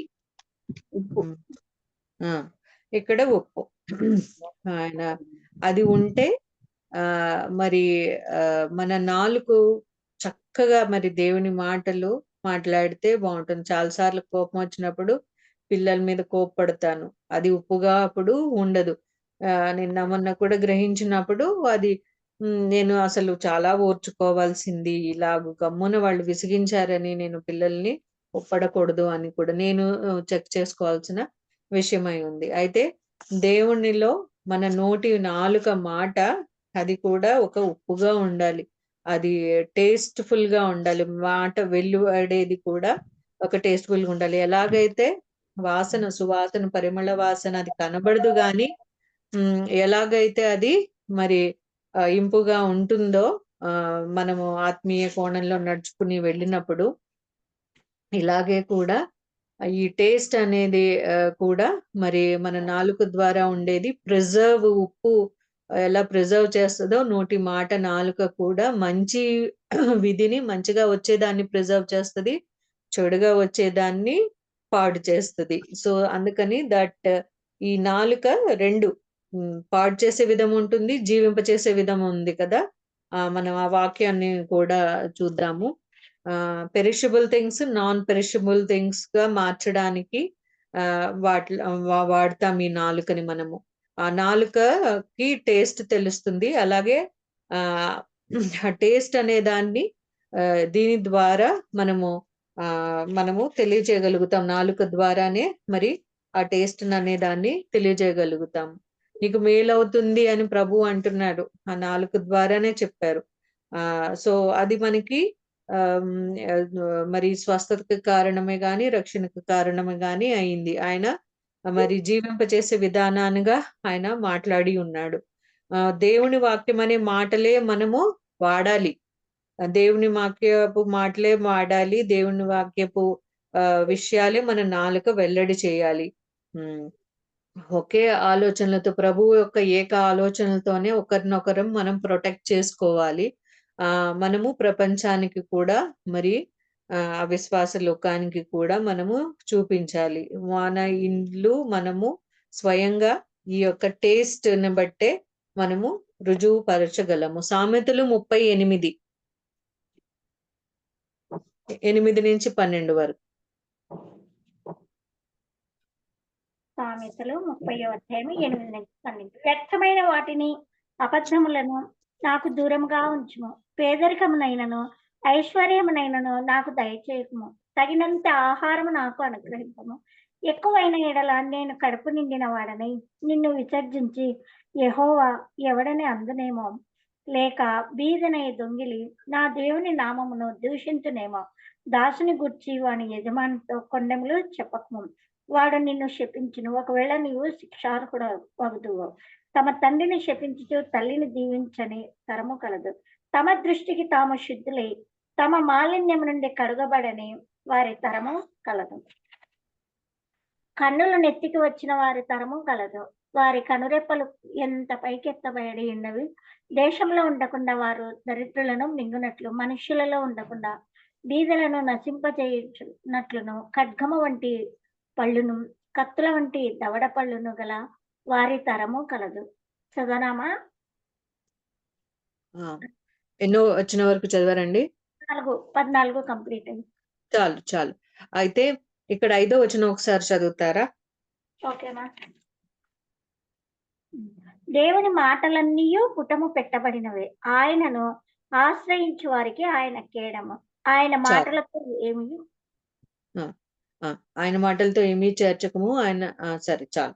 అయితే ఇక్కడ దేవుని మాటలన్నీ పుటం వేయబడినవే. ఆయన మాటలు ఆ నోటి నుంచి ఆ నాలుక నుంచి వచ్చే టేస్ట్ అంతా కూడా పుటము వేయబడినవి, చక్కనివి. అయితే ఇక్కడ మనము ఏంటంటే చక్కగా మన నాలుకను ఎలాగూ చేయాలో అనేది చూస్తున్నాం. ఇక్కడ పేదరికాన్ని గాని ఐశ్వర్యాన్ని గాని ఇవ్వకు, నా నోటితో ఏం మాట్లాడతానో తృణీకరిస్తానేమో అని కూడా ఇక్కడ భయపడుతూ ఉన్నాము. సో ఆ నాలుకతో టేస్ట్ఫుల్ నాలుకతో దేవుణ్ణి ఎదిరించకూడదు, మరి దూషించకూడదు. సో అందుకని చాలా జాగ్రత్తగా జీవ మరణములు నాలుక వశం అని సామెతలు 18:21 చూస్తున్నాం కదా. ఈ యొక్క దానిని మనము చాలా జాగ్రత్తగా వాడవలసినదిగా ఉంటున్నాము. దేవుడు డ్యూయల్ నేచర్ ని యాక్సెప్ట్ చేయడు. అదే నాలుకతో టేస్ట్ చూసే నాలుకతో మనం ఏంటంటే మంచివిను చెడ్డవి రెండు పలకకూడదు. ఇటన్నా అటన్నా ఉందాము. తర్వాత దేవుడికి ద్వంద్వ మనస్తత్వం, డ్యూయల్ నేచర్ అంటే ద్వంద్వ మనస్తత్వము, ద్విమనస్తత్వము, ద్విజీవితము కూడా ఉండకూడదు. ఇద్దరు మనము ఆయన పక్షముగా ఉంటాము లేదా దూరంగా ఉంటారు. కాబట్టి ఆయన పక్షంనే ఉందాము. మరి టేస్ట్ఫుల్ గా, మరి రుచికరంగా మనము నాలుక ద్వారా మనము ప్రభు కొరకు ఉందాము. ఇది 4వ ఇంద్రియము. ఇంకా 5వ ఇంద్రియము స్పర్శ. ఆ స్పర్శ అనేది ఒకరి చేతితో టచ్ చేస్తాం కదా, అది చేతులతో టచ్ చేసి చూసేది. సో మత్తయి 22:39 వచనం, 1 కీర్తనలు 24:3-4. ఒకళ్ళు ఇది ఒకళ్ళు అది తీస్తారా? మత్తయి 22:39, కీర్తనలు 24:3-4. నిన్ను వల్లే నీ పొరుగు వాడిని ప్రేమింపవలను. 2వ ఆజ్ఞయు దాని వంటిదే. ఈ 2 ఆజ్ఞలు మొదటిది కూడా చదవనమా? 30 ఇది చాలు, అది నీ పూర్ణ హృదయంతో, నీ పూర్ణ ఆత్మతో, నీ పూర్ణ మనసుతో, నీ దేవుడైన ప్రభువును ప్రేమింపవలెననుదియే. ఇది ముఖ్యమైనదియు మొదటిదియునైన ఆజ్ఞ. నిన్ను వలె నీ పొరుగువాన్ని ప్రేమింపవలెనను రెండవ ఆజ్ఞయు దాని వంటిదే. ఈ రెండు ఆజ్ఞలన్నిటికిని ప్రవక్తలకును ఆధారమై ఉన్నవని అతనితో చెప్పెను. కీర్తనలు 24:3-4. యెహోవా పర్వతం ఎక్కదగిన వాడెవడు? ఆయన పరిశుద్ధ స్థలములో నిలవదగిన వాడెవడు? వ్యర్థమైన దాని యందు మనసు పెట్టకయు, కపటముగా ప్రమాణము చేయకయు, నిర్దోషమైన చేతులను శుద్ధమైన హృదయమును కలిగి ఉండువాడే. వాడు యెహోవా వలన ఆశీర్వాదమునందును. ఇంకా చదవాలమ్మా. చాలు. ఆ 3-4 ఈ 22:39 ఆ కీర్తనలు 24:3-4 రెండు లింకప్ చేసి చదివి అర్థం చేసుకుంటే మరి అక్కడ మనము రెండు కలిపి చదవాల్సిన ఉన్నాయి. నిర్దోషమైన చేతులు శుద్ధమైన హృదయము కలిగిన వాడే అని అక్కడ 4వ వచనంలో చూస్తున్నాము. నీ పొరుగు వాడిని ప్రేమిస్తే నీవు నిర్దోషమైన చేతులు మనకు ఉంటాయని అక్కడ కనబడుతూ ఉంది. 22:39 మళ్ళీ ఒకసారి చదవండి. ఏదిమా? మత్తయి. నేను కీర్తనలకు వచ్చాను. మత్తయి 22:39.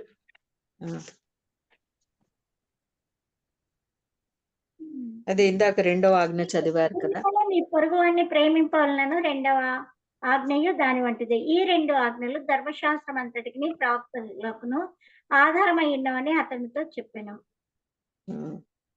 అయితే ఇక్కడ కపటముగా ప్రమాణం చేయక నిర్దోషమైన చేతులు శుద్ధమైన హృదయం కలిగి ఉండువాడే అనేసి ఇక్కడ మనము చూస్తున్నాము. అక్కడ కూడా మనము నిన్ను వలె నీ పొరుగువాన్ని ప్రేమించడము ఇవి చూస్తున్నాము. ఈ రెండు కూడా ఒకళ్ళని టచ్ చేస్తాయి, ఒకళ్ళని స్పృశింప చేస్తాయి. మనము ప్రేమించవలసిన వారముగాను నిర్దోషమైన చేతులు శుద్రం కలిగిన వాళ్ళమై ఉండి ఇతరులను కదిలించు వారంగా టచ్ చేయు వారముగా ఉన్నాము. దేవుడిచ్చిన చేతులు ఇతరులకు ప్రేమ చూపించడానికి ఉన్నాయంట. అది మనము నిన్ను వల్ల నీ పొరుగువాని ప్రేమ ఇవ్వాలని అనేది రెండో ఆజ్ఞ.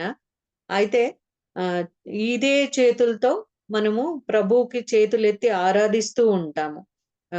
అయితే ఇక్కడ మొదటి యోహాను 1వ అధ్యాయము 1-3 వచనాలు. ఇంకొకళ్ళు యోహాను 20:27 తీయండి. మొదటి యోహాను 1వ అధ్యాయము 1-3. జీవవాక్యమును గూర్చినది. ఆది నుండి ఏది ఉండెనో, మేమేది వింటిమో, కన్నులారా ఏది చూచితిమో, ఏది నిదానించి కనుగొంటిమో, మా చేతులు దేనిని తాకి చూచెనో అది మీకు తెలియజేయుచున్నాము. ఆ జీవము ప్రత్యక్షమైన తండ్రి యొద్ద ఉండి మాకు ప్రత్యక్షమైన ఆ నిత్య జీవమును మేము చూచి ఆ జీవమును గుర్చి సాక్ష్యం ఇచ్చు దానిని మీకు తెలియపరుచుచున్నాము. మాతో కూడా మీకును సహవాసము కలుగునట్లు మేము చూచిన దానిని వినిన దానిని మీకును తెలియజేయుచున్నాము. మన సహవాసం అయితే తండ్రితో కూడాను ఆయన కుమారుడైన యేసుక్రీస్తుతో కూడాను ఉన్నది. మన సంతోషము పరిపూర్ణమవుటకై మేము ఈ సంగతులను వ్రాయించున్నాము. అక్కడ వాళ్ళు తాకి చూశారు, వాళ్ళు ఆ స్పర్శను పొందారు. అదే మేము దేవుని నుంచి ఆ స్పర్శను బట్టి మరి తాకి కూడా తెలుసుకున్నారు, గ్రహించారు, అది కూడా ఇతరులకు అందిస్తున్నారు అనేది మనం అక్కడ చూస్తున్నాం. యోహాను 20:27. యోహాను మొదటి పత్రికనామా? లేదండి, యోహాను 20:27.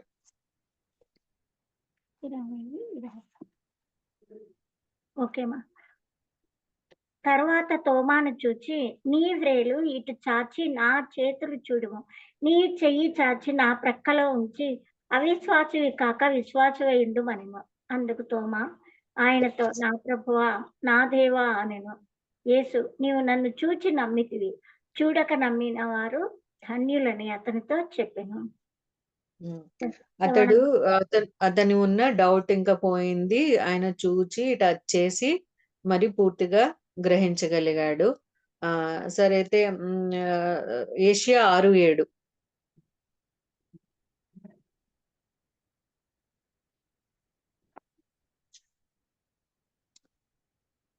యెషయా అధ్యాయం 6:7. ఇది నీ పెదవులకు తగిలిన కనుక నీ పాపమునకు ప్రాయశ్చితమాయెను, నీ దోషము తొలగిపోయెను అనెను. అప్పుడు నేను ఎవని పంపెదను, మా నిమిత్తము ఎవడు పోవునని ప్రభు సెలవీయగా ఉంటుంది. అంతటా నేను, చిత్తగించుము, నేనున్నాను, నన్ను పంపుమనగా ఆయన, నీవు పోయి ఈ జనులతో ఇట్లనము. చదవమా? చాలండి, చాలు. అక్కడ యెషయా చూసి ఏంటి అంటున్నాడు, అతని ఏంటి పరిస్థితితో తెలిసిపోయింది. ఆ కారు నిప్పు తీసి పెదాలకి అంటినప్పుడు అతడు ఏదో కదిలి కాలిపోయింది అయ్యో అని భయపడలేదు, కానీ అతని పాపాన్ని మరి దేవుని యందు దేవదూతల ముందర అతడు యొక్క పరిస్థితి ఏంటో అతడు కనుక్కున్నాడు. సో ఆ కారు నిప్పి పెదాలకి టచ్ అయినప్పుడు, ఆ స్పర్శ కలిగినప్పుడు పాపం పోయింది. ప్రభువు టచ్ కలిగితే, చేతులతో మనం టచ్ చేసినప్పుడు, లేకపోతే ఆయన స్పర్శ మనకి తాకినప్పుడు పాపము పోయే విధంగా ఉంది. పాపం పోగొట్టే విధముగా మన స్పర్శ అనేది ఇతరులకు ఉండాలి.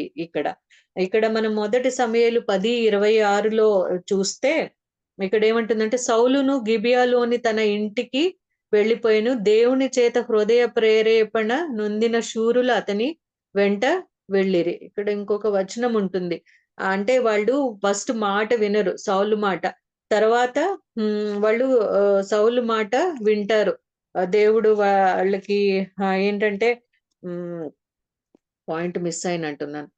వాళ్ళు సౌలు మాట వినరు, కానీ దేవుని చేత వాళ్ళు స్పర్శ పొందిన వాళ్ళే, తెలుసుకున్న వారే తిరిగి సౌలుతో పాటు, సౌలుకి అక్కడ జనులు వాళ్ళ సహాయం కావాలి, వాళ్ళు సౌలుతో పాటు వెళ్ళి ఆ పనిలో హెల్ప్ చేయడానికి వాళ్ళకి అక్కడ అవసరమైంది. అది దేవుని స్పర్శ వల్లే ఒకళ్ళు గ్రహించగలుగుతారు. దేవుని స్పర్శ గురించి కూడా అక్కడ మనం గ్రహించాలి, మనం ఇతరులకు ఉండాలి, అది కార్యం జరిగిస్తుంది. ఆయన చేతులు ఈ భూమి మీద ఉన్నంత వరకు, ఈ లోకంలో ఉన్నంత కాలం స్వస్థపరుస్తూనే ఉన్నారంట ఆయన ప్రభువు. ఆయన చేతులు తాకుతూనే ఉన్నాయి. సో 5వ ఇంద్రియంగా మనము ఇక్కడ స్పర్శను చూస్తూ ఉన్నాము. అయితే ఈ 5 ఇంద్రియాలని దేవుని ఆత్మ చేత మరి కంట్రోల్ చేయబడి, మరి ఆ 5 ఇంద్రియాలు దేవుని ఆత్మ చేతనే నడిపింపబడతాయి. మత్తయి 4:1, యోహాను 11:33. త్వరగా తీద్దాము, ఇంకా 5-7 నిమిషాల్లో ముగిచ్చేస్తాను. 5 నిమిషాలు. మత్తయి 4:1.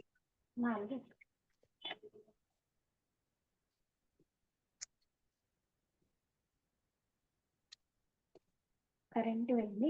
అప్పుడు యేసు అపవాది చేత శోధింపబడుటకు ఆత్మ వలన అరణ్యమునకు కొనిపోబడెను.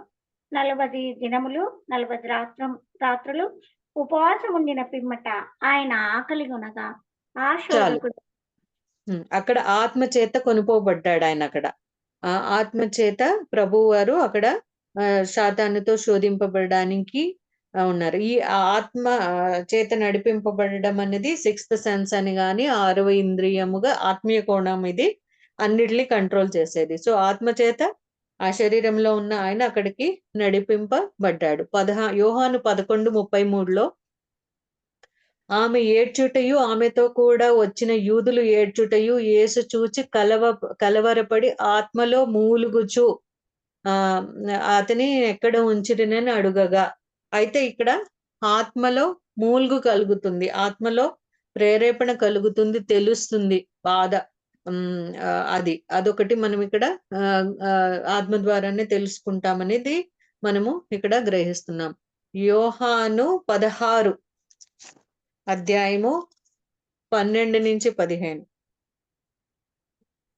నేను మీతో చెప్పవలసినవి ఇంకను అనేక సంగతులు కలవు గాని ఇప్పుడు మీరు వాటిని సహింపలేరు. అయితే ఆయన అనగా సత్యస్వరూపి అయిన ఆత్మ వచ్చినప్పుడు మిమ్మును సర్వసత్యములోనికి నడిపించును. ఆయన తనంతట తానే ఏమీయూ బోధింపక వేటిని వినునో వాటిని బోధించి సంభవించబో సంగతులను మీకు తెలియజేయను. ఆయన నా వాటిలోనివి తీసుకుని మీకు తెలియజేయను గనుక నన్ను మహిమపరచును.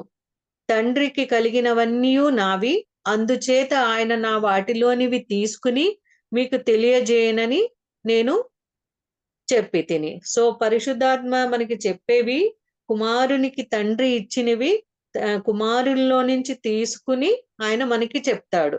సో తండ్రి కుమార ముగ్గురు ఏకరీతిగా ఉన్నారు కాబట్టి ఒకరికి సంపర్కం ఉన్నది, ఒకరి ద్వారా ఒకళ్ళు నియమింపబడిన వారు కాబట్టి అది ఆయనలో నుంచి ఆత్మ ద్వారానే సత్వస్వరూపియగు దేవుణ్ణి మనం తెలుసుకుని సర్వసత్యములోనికి ఆయన ఇచ్చిన ఆత్మ ద్వారా కుమారుల్లో నుంచి తీసుకుని మనకి విషయాలు ఆయన తెలియజేస్తాడు. పరిశుద్ధాత్మ వస్తాడు, పరిశుద్ధాత్మ మనలోనికి ఆ విషయాలను గ్రహింపచేస్తాడు. చాలా సార్లు అమ్మని మీరు పరిశుద్ధాత్మ వరం పొందుకున్నారు, అభిషేకం పొందుకున్నారని హైదరాబాద్ లో అది ఉండేవాళ్ళు. అప్పుడు మేము బ్రదర్ అండ్ వెసన్లీ అమ్మ తెగ వెతుక్కునేది. మా డాడీ కష్టాలు పెడుతున్నారని మాకు తెలిసిన ఆయన బ్రదరన్ గురించి అడగైతే అమ్మకి ఆయనకి స్టార్టింగ్ లో మేము హైదరాబాద్ వచ్చినప్పుడు అడ్రస్ అది ఇవ్వలేదు.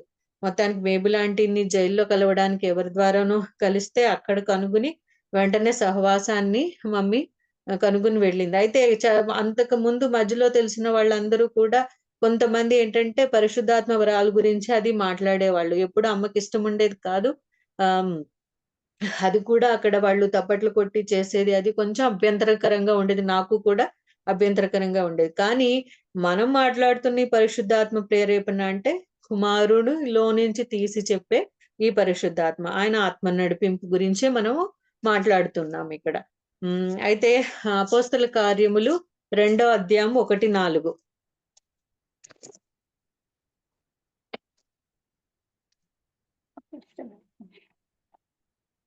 ఇది 2వ అధ్యాయం. 2వ అధ్యాయము 1-4. జీ అవునండి, అదే.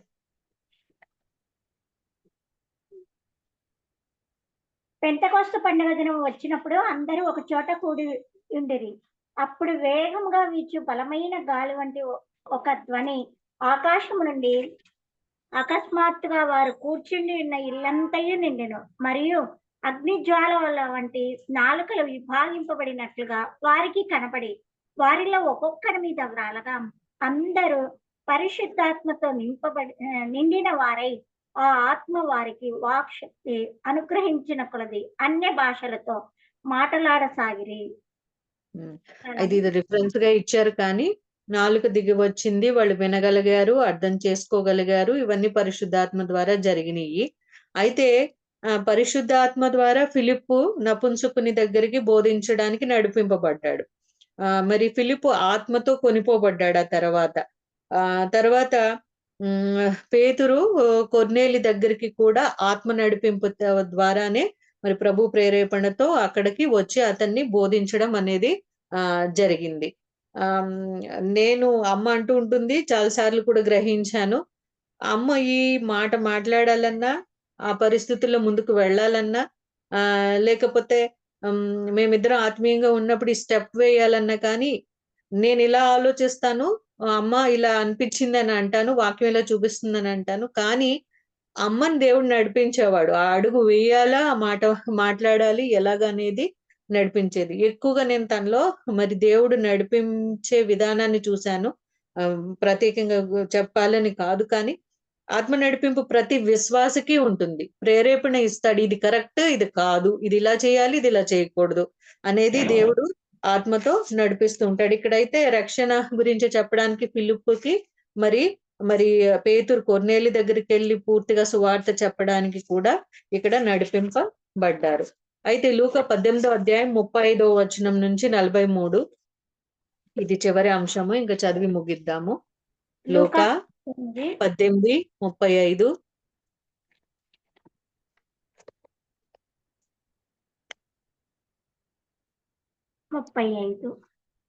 నుండి 43 వరకు.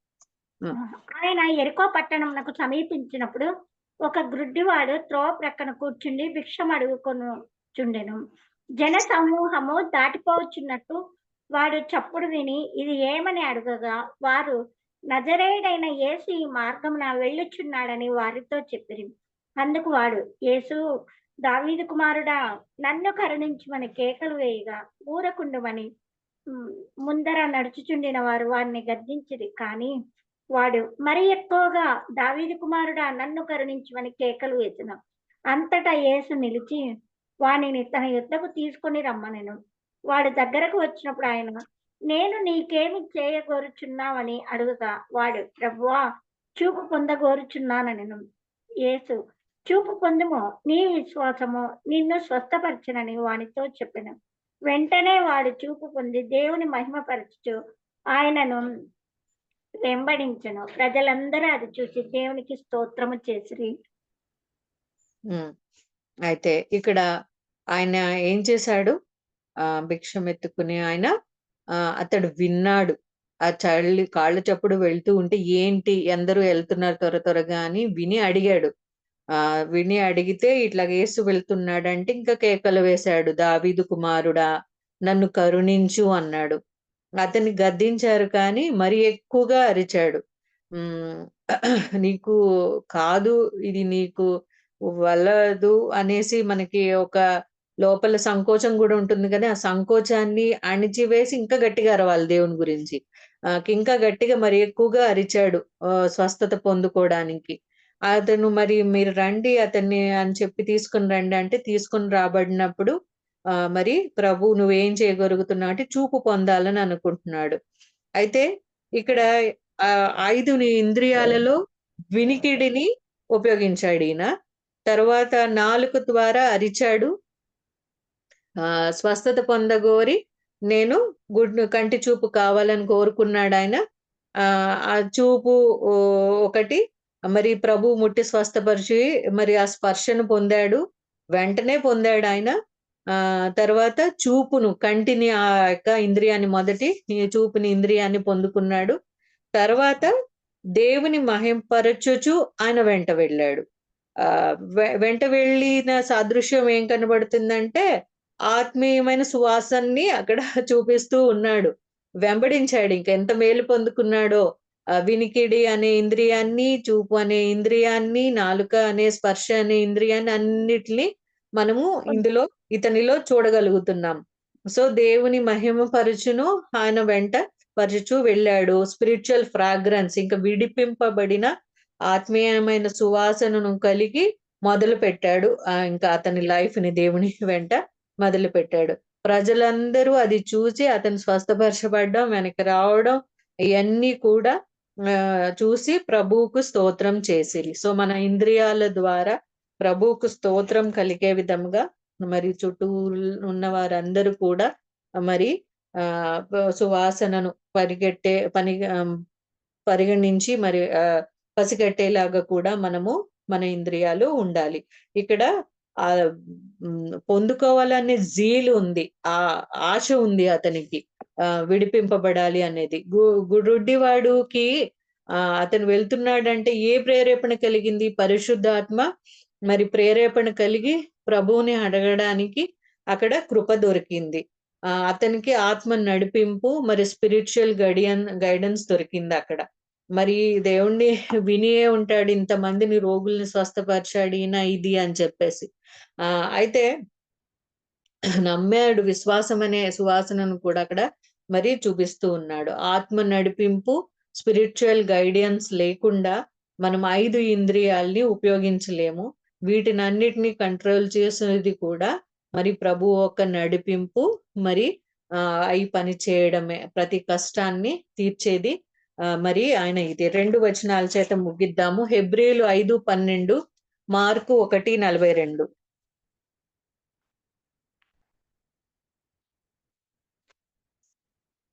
హెబ్రీలు 5:12.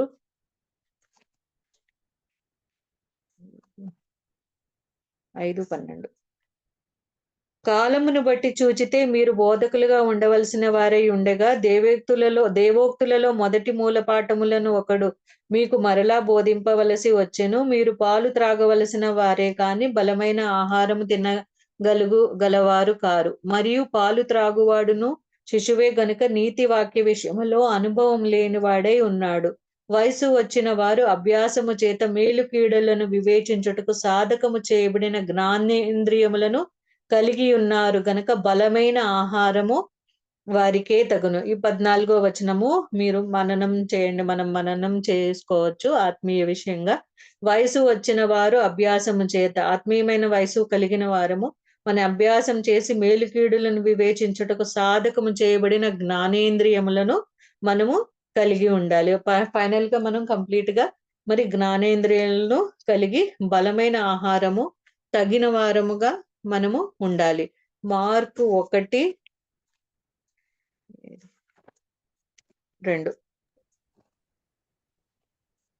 మార్కు 1:2. సారీ 42. 1:42 మా. అవునండి. వెంటనే కుష్ఠరోగము వాడిని విడిచెను గనుక వాడు శుద్ధుడాయను. పైనుండి చదివితే మేలేమా 40 నుంచి. ఓకే. ఒక కుష్ఠరోగి ఆయన ఎద్దకు వచ్చి ఆయన ఎదుట మోకాళ్ళుని, నీకు ఇష్టమైతే నన్ను శుద్ధినిగా చేయగలవని ఆయనతో చెప్పి ఆయనను వేడుకొనగా ఆయన కనికరపడి చెయ్యి చాపి వాణిని ముట్టి, నాకు ఇష్టమే, నీవు శుద్ధుడవు కమ్మని వానితో చెప్పాను. వెంటనే కుష్ఠరోగము వాణిని విడిచెను గనుక వాడు శుద్ధుడాయను. ఇక్కడ చాలండి. అయితే ఏంటంటే ఇక్కడ నాలుకన టేస్ట్, నువ్వు శుద్ధి అని నోటితో అడుగుతున్నాడు, ఆయన కూడా శుద్ధి కలుగునని ఆయన చెప్తున్నాడు. నాలుకననే టచ్ తో కూడా ఇక్కడ కార్యము జరిగింది.